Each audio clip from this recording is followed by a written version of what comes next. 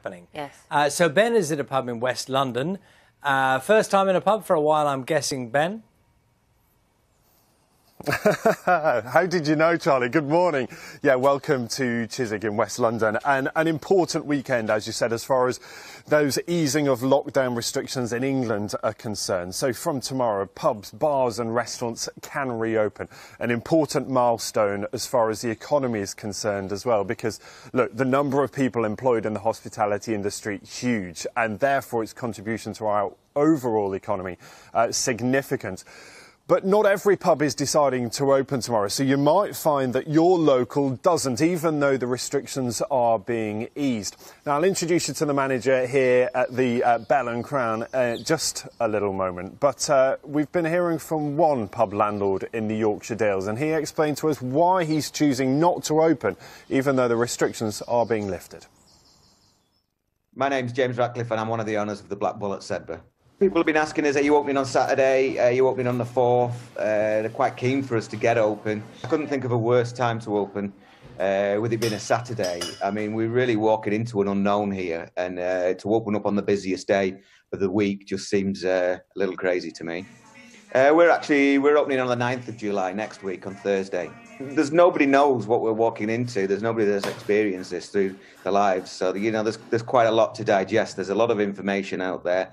There's a lot of various guidelines, recommendations, and we're really going to have to think on our feet to get this right.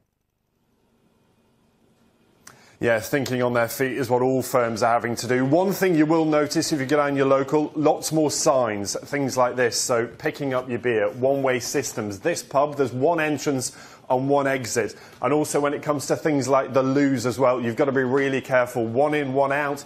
And a reminder, of course, to keep washing your hands. But all sorts of issues for pubs to contend with. You might notice some of these tables pretty bare. That's because there'll be no glasses, cutlery, napkins, all those sorts of things will not be on the tables. Well, Fiona is the manager. Fiona, good morning. Good morning, Ben. How are you? Loads of work that you've had to do to get to this point. Yes. Talk me through some of the changes that people will see, apart from those I've mentioned already. So, as I said, there'll be one in, one out exit. So, coming in, coming out. Lots of sanitising units. As you can see as well, the tables are laid up and not laid up, so it's going to look completely different to how it is. You know, we're excited to get back in. We're excited for the staff to come back in and do some work. Yeah. So. And you've got a training session today, haven't you, with your staff? Because for them it's going to feel really strange. Most of them, I suppose, if customers ask them for something, they can do pretty much everything in this pub, but you're going to make sure they just stick to one job a day. Yeah, so we'll have a host on the door, and we'll have somebody on the exit and the toilets, and then we'll have floor staff taking orders and just one bar staff behind the bar, where usually you'll have 3 or 4 staff behind here serving lots of customers. So as from tomorrow, we've got 200 booked, where usually we'll do 700 people walking through the door. Yeah, because the capacity here normally more than 100. Now, with the 2-metre rule, had that still been in place, you would have got, what, just 40 people in? So you can now get 70 in, can't you, with your 1-metre rule? And that means it's financially viable to open. Yes.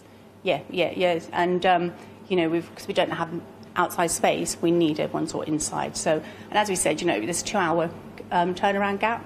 So they have 2 hours at the table, so everyone else gets a chance to enjoy the pub atmosphere. What's going to be the hardest thing for you? Because, I mean, I imagine having to police that 2-hour window, asking people to leave your pub will be quite a strange thing, something that as a pub boss you don't really want to be doing. And also, I guess, managing people's expectations of what this is going to be like. How tough could that be? Yeah, so we have quite a lot of regulars who come in and just have a pint, and they stand at the bar or they sit at the bar. So as you can see, we've got no stalls at the bar to stop that. And, you know, we have to sort of... It's the new rules and the new law, you know, what do we do, how do we do it? And it's explaining to people before they come in the building. So anyone who's booked, we've explained to them that they have 2 hours at the table, and they understand that. So, yeah, it's more the drinkers.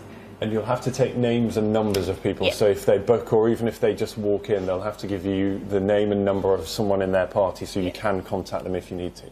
Yeah, so everyone who's booked in tomorrow or over the weekend or any time from now, they have to have the lead person their name and phone number so we can trace them if needed. Good luck with it. Still loads of work for you to do. I'll let you get on with it. Yeah, but Fiona, thank you. Nice to see you for now. So there you have it. I mean, look, so many changes that are going to be brought in as part of this gradual easing of those lockdown restrictions. And a lot of it will be about educating customers too. As you heard there from Fiona, lots of changes that they'll have to be getting used to. And not least, not turning up in a big group. Fiona having a booking for 12 people that she had to turn down because you simply can't get that many people in here in big groups. So lots of issues to think about right now. But, as I said, a significant moment, easing those restrictions in England that could kickstart the economy. More from me a little later. See you soon. It's very interesting, Ben, just hearing how it's going to work out in practice, because ultimately this is the thing that matters, isn't just what happens on the ground when the pubs reopen. Thanks, Ben. We'll talk to you a little bit later on. I know how delighted he is being in a pub. Throughout